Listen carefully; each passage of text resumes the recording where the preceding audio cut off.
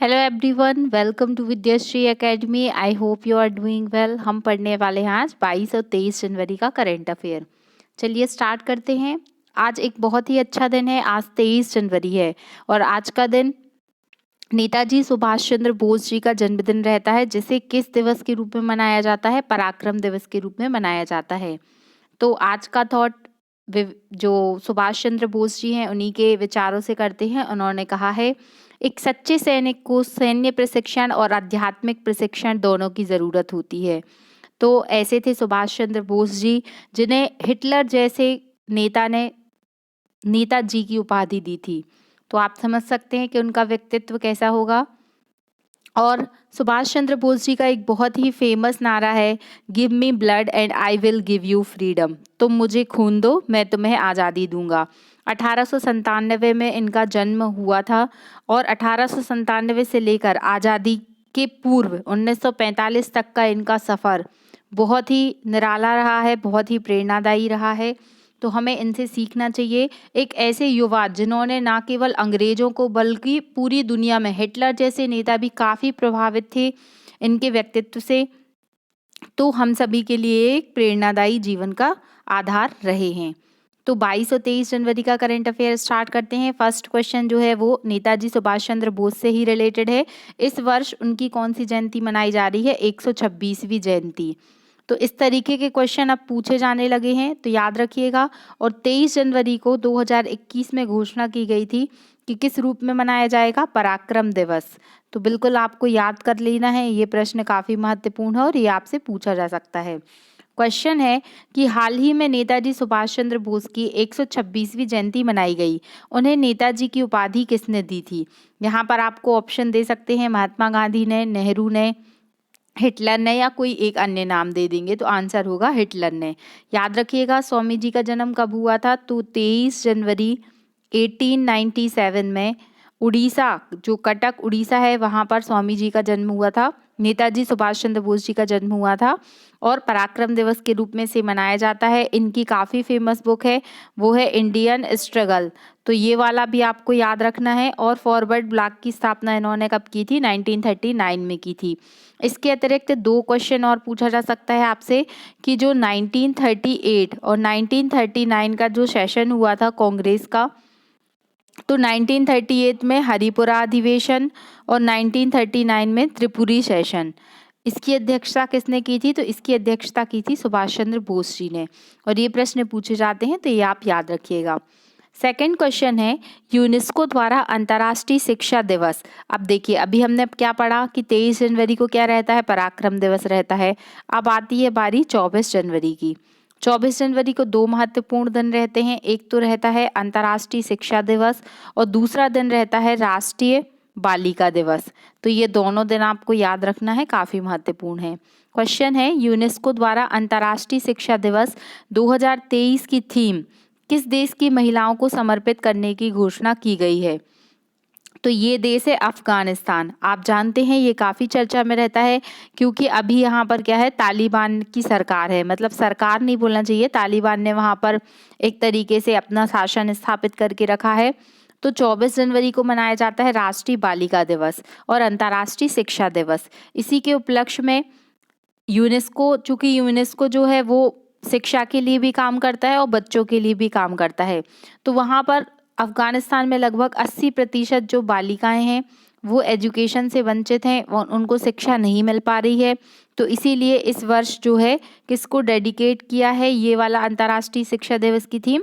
वो अफगानिस्तान की बालिकाओं को। तो ये प्रश्न आपको याद रखना पड़ेगा। ऑपरेशन देवी शक्ति, ऑपरेशन देवी शक्ति का संबंध किससे है? तो ये भी अफगानिस्तान से संबंधित है, इसको भी आपको याद रखना है। नेक्स्ट क्वेश्चन है कि हाल ही में किसके द्वारा स्वदेशी मोबाइल ऑपरेटिंग सिस्टम भार ओएस विकसित किया गया? देखिए, आप सभी जानते हैं बहुत सारे ऑपरेटिंग सिस्टम हैं, जैसे आपने माइक्रोसॉफ्ट का नाम सुना होगा। हम देखते हैं कि माइक्रोसॉफ्ट विंडो, इसके अलावा जैसे हमारे फ़ोन में एंड्रॉयड है, या एप्पल का जो सिस्टम है वो एप्पल के फ़ोन में अलग रहता है। तो ये सारे जो मोबाइल ऑपरेटिंग सिस्टम हैं, तो एंड्रॉयड तो हमारे देश का तो नहीं है। तो अब हम क्या कर रहे हैं, अपना आत्मनिर्भर भारत के तहत अपने स्वयं के देश में स्वदेशी मोबाइल ऑपरेटिंग सिस्टम विकसित करने की कोशिश कर रहे हैं। अभी आईआईटी मद्रास का जो प्रयास है ये काफ़ी अच्छा है और इसका नाम रखा गया है भार ओएस। अब इसकी क्या विशेषता है और इसकी क्या आवश्यकता है, ये दोनों ही क्वेश्चन यहाँ अराइज होते हैं, तो इसको याद रखिएगा कि सबसे बड़ी बात है तो अभी हमारी जो निर्भरता है एंड्रॉयड को लेकर वो कहाँ पर है, विदेशों पर है। तो इससे क्या होगा, आत्मनिर्भर भारत का जो एक कदम है उसमें काफ़ी अच्छा एक प्रयास है।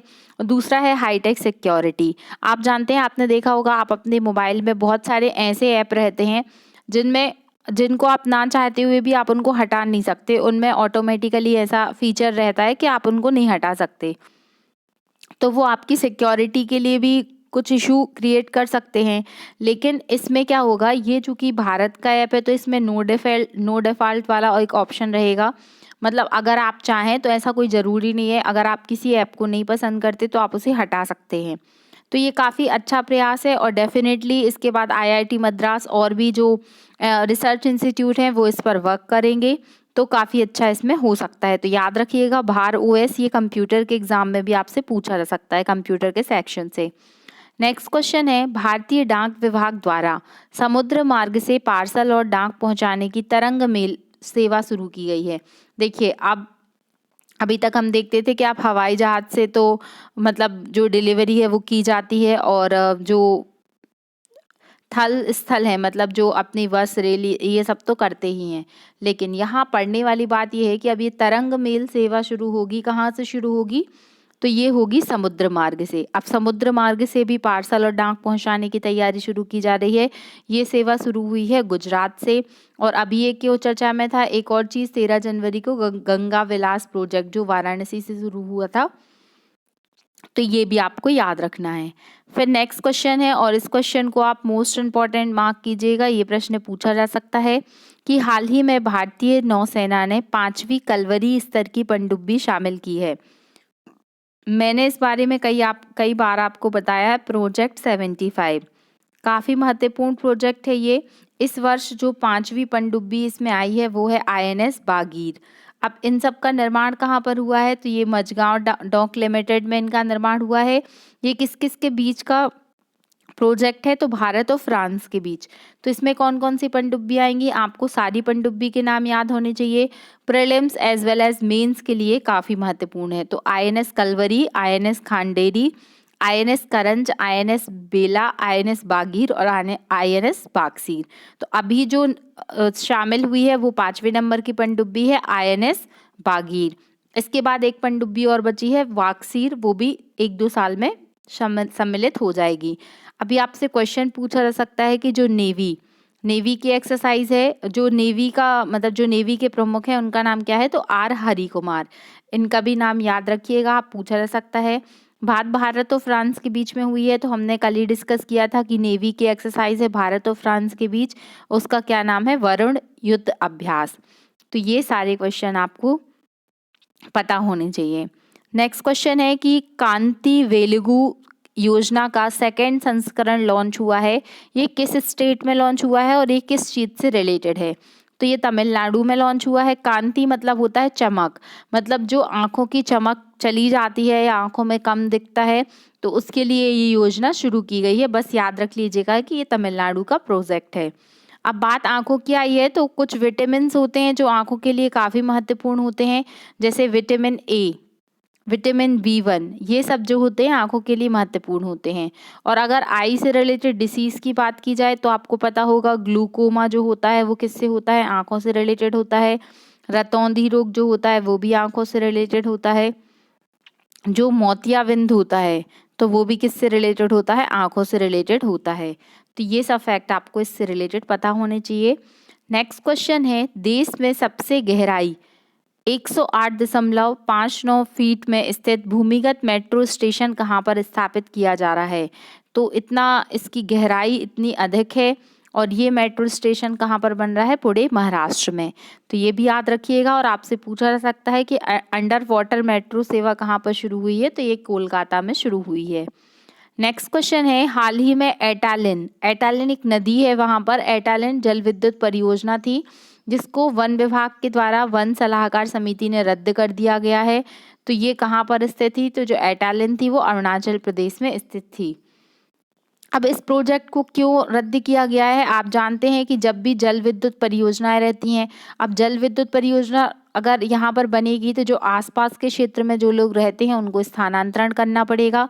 और दूसरा जो बिग फैक्टर है वो है बायोडाइवर्सिटी का, क्योंकि जो भी वहाँ पर पहले नदी है तो जो भी वहाँ पर बायोडाइवर्सिटी है वो सब खत्म हो जाएगी जल विद्युत बनने के कारण।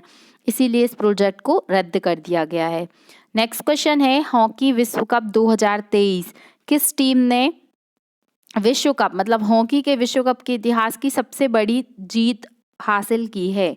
वो है नीदरलैंड देश। नीदरलैंड ने चिली को हराया है और मतलब स्कोर भी ऐसा है कि बिल्कुल एक ऐसी जीत है जो अभी तक नहीं हुई थी, जो 14-0 का स्कोर है। मतलब नीदरलैंड ने बहुत ही अच्छे तरीके से चिली को परास्त किया है, तो इसको याद रखिएगा। हॉकी वर्ल्ड कप कहाँ पर हुआ है? चूंकि ये इंडिया में हुआ है इसलिए ये प्रश्न पूछा जा सकता है। राउरकेला स्टेडियम जो है उड़ीसा में, इसका नाम क्या है? बिरसा मुंडा स्टेडियम। तो इसको आपको याद रखना है। ये देखिए बताया गया है किस तरीके से नीदरलैंड अपना जश्न मना रही है। Netherland 14 and Chile 0। तो ये आपको याद रखना है। नेक्स्ट क्वेश्चन है, आर विष्णु प्रसाद को किस श्रेणी में 2022 का इंडियन अचीवर अवार्ड मिला है? तो ये कौन है? ये एक वैज्ञानिक हैं जिन्होंने स्वच्छ भारत के तहत, स्मार्ट सिटी के तहत इस तरीके के प्रोजेक्ट लेकर आए हैं कि इनके पास 69 पेटेंट हैं। तो आप सोच सकते हैं कि ये कितने बड़े वैज्ञानिक होंगे, कितना इनका अच्छा माइंड काम करता होगा कि इन्होंने इतने सारे प्रोजेक्ट पेटेंट लिए हैं। तो आर विष्णु प्रसाद, इनको जो अनुराग ठाकुर जी हैं उन्होंने सम्मानित किया है। तो ये आपको याद रखना है। आज का जो आपका क्वेश्चन ऑफ द डे है वो है कि इस वर्ष का जो राष्ट्रीय प्रवासी दिवस सम्मेलन का आयोजन 2023 में कहाँ पर किया गया है? ये मैंने आपसे कई बार डिस्कस किया है, आप सभी को इसका आंसर कमेंट बॉक्स में लिखकर बताना है। हम पिछला करंट अफेयर रिवाइज कर लेते हैं। देखिए फर्स्ट क्वेश्चन यही था कि भारत और फ्रांस के बीच में कौन सी नेवी की एक्सरसाइज हुई है? उसका क्या नाम था? वरुण। याद रखिएगा। और ये भारत और किस देश के बीच में हुई थी? फ्रांस के बीच में हुई थी। नेक्स्ट क्वेश्चन था कि हाल ही में किस देश की आबादी में 1961 के बाद में गिरावट आई है? तो आंसर है चीन। मैंने कल भी पूरे जनवरी मंथ का मतलब जो 20-22 दिन है उनका करंट अफेयर रिवाइज कराया है, तो कल की क्लास आप बिल्कुल देखिएगा, काफ़ी महत्वपूर्ण है। मान लीजिए कई लोग ऐसे होंगे जिन्होंने जनवरी माह का जो है वो डेली करंट अफेयर नहीं पढ़ा है, तो अगर वो 2-3 बार उस क्लास को भी देख लेंगे ना तो फिर उनसे काफ़ी कुछ बन जाएगा। जल्लीकट्टू त्योहार कहाँ से संबंधित है? तो ये तमिलनाडु से संबंधित है। भू स्थानक हैकेथॉन को बढ़ावा कौन से मंत्री ने दिया है? मतलब ये स्टार्टअप किसने लॉन्च किया था? तो जो विज्ञान मंत्री हैं डॉक्टर जितेंद्र सिंह के द्वारा ये लॉन्च किया गया था। संसद महाकुंभ खेल का आयोजन कहाँ पर किया जा रहा है? उत्तर प्रदेश में किया जा रहा है।